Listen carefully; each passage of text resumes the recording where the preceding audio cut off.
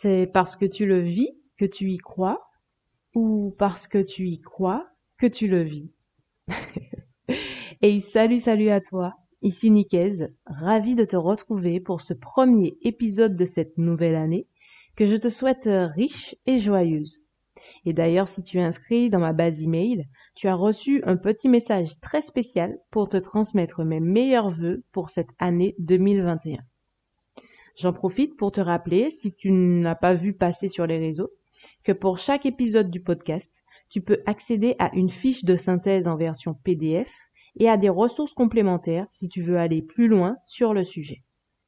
Tu peux accéder gratuitement à tout cela en t'inscrivant au club JCLR pour Je choisis la réussite, et tu trouveras le lien pour t'inscrire juste en dessous de cet épisode. Voilà pour cette petite introduction. Revenons donc à la question que je t'ai posée au début et à l'effet boule de neige juste après ça.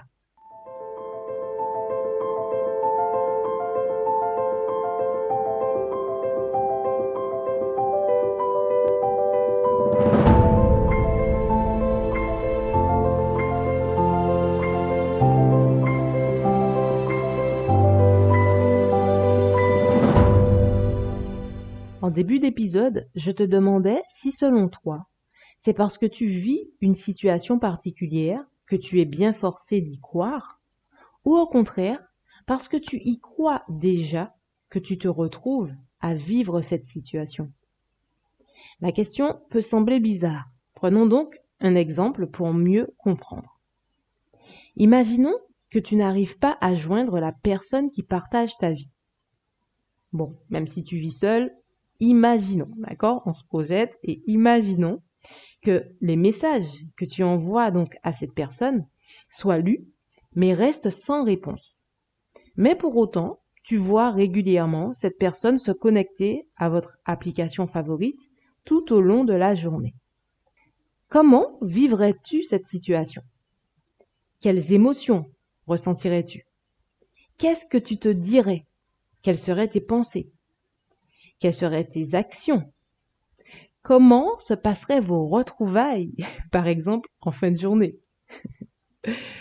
L'idée ici n'est pas d'apporter des réponses à ces questions, ça n'aurait pas de sens, puisque cette situation précise se trouve être totalement fréquente et banale pour certains, et totalement anormale et inacceptable pour d'autres.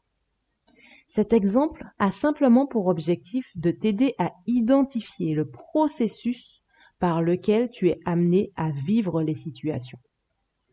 Il s'agit d'un processus en 4 phases et qui, nous le verrons, fonctionne avec un effet d'amplification, d'où le nom d'effet boule de neige. La première phase de ce processus correspond à ce que tu crois. Alors, il n'est pas question ici de croyance religieuse, mais de conviction, de vision de la vie, de façon de fonctionner au quotidien qui te soit propre. Pour revenir à notre exemple, est-ce que pour toi, toute une journée sans réponse de la part de cette personne, c'est normal, c'est acceptable ou pas? La deuxième phase du processus correspond à ce que tu penses. Face à l'absence de réponse de ton interlocuteur, qu'est-ce que tu te dis? Tu sais, je parle de la petite voix intérieure qui a un avis sur tout. Ouais, voilà, celle-là. Qu'est-ce qu'elle te raconte face à cette situation? Et alors, suite à ces 2 phases mentales, c'est le côté émotionnel qui vient s'en mêler. Qu'est-ce que tu ressens? Est-ce que tu restes calme, serein, sereine tout au long de la journée? Ou est-ce qu'un sentiment de peur t'envahit progressivement? Ou peut-être même un sentiment de colère, de rejet ou d'abandon, etc. Ça, c'est la 3e phase. Et enfin, la 4e phase est une phase comportementale. Comment tu réagis face à la situation? Qu'est-ce que tu fais? Est-ce que tu insistes? Tu envoies un autre message? Tu appelles de nouveau? Est-ce que tu paniques un peu? Tu contactes d'autres personnes pour te rassurer? Est-ce que tu bouillonnes? Que tu attends impatiemment d'être face à cette personne pour avoir une vraie explication? n'est-ce pas? Et en réalité, le résultat que tu obtiens dans le moment présent est simplement la conséquence du cheminement que tu fais à travers ces 4 phases. Tu penses en fonction de ce que tu crois vrai et acceptable.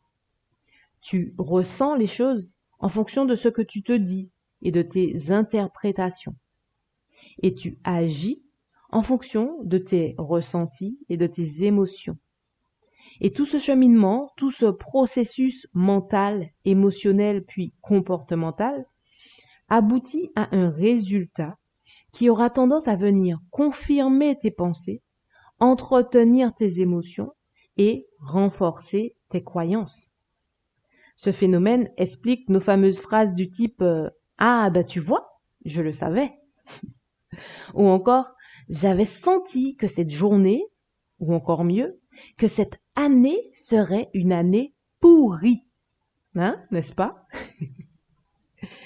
Alors pourquoi je pense qu'il est important d'avoir conscience de cet effet boule de neige?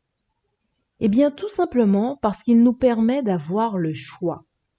Ainsi, en ayant conscience que tes résultats dépendent de tes comportements, tu apprends à agir avec justesse.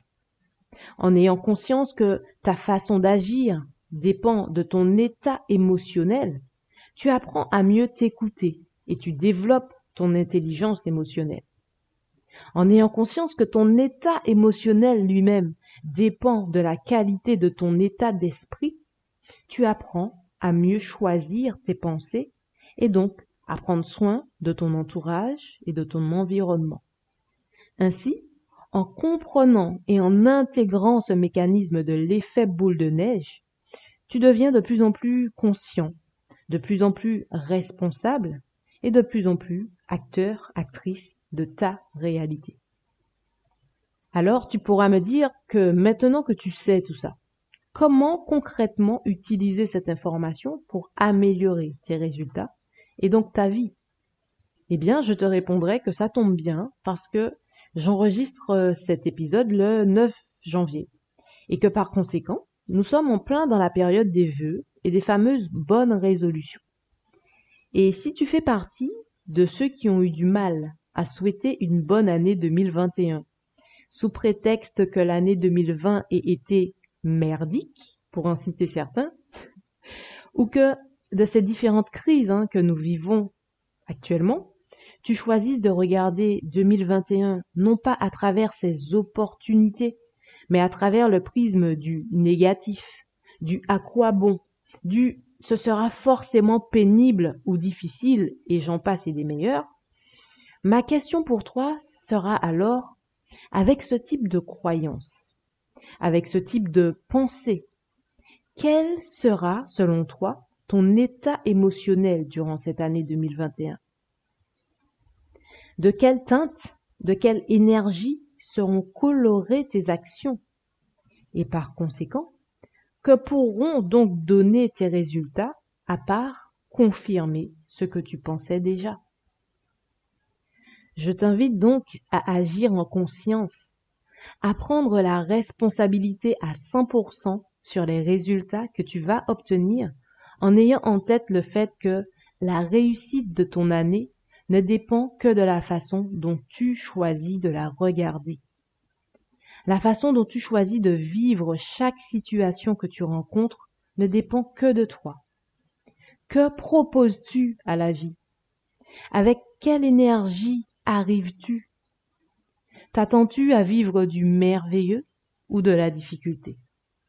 Peu importe la situation, la réponse à ces questions déterminera le résultat que tu vas obtenir. C'est donc à toi de jouer. Choisis de faire rouler ta boule de neige en conscience et dans un sens bénéfique pour toi. J'espère ne pas t'avoir trop secoué pour ce premier épisode de l'année. Pour mieux retenir tout ça, pense à cliquer sur le lien dans la description de l'épisode pour t'inscrire gratuitement au club JCLR et accéder à la fiche synthétique qui reprend le schéma des 4 phases du processus.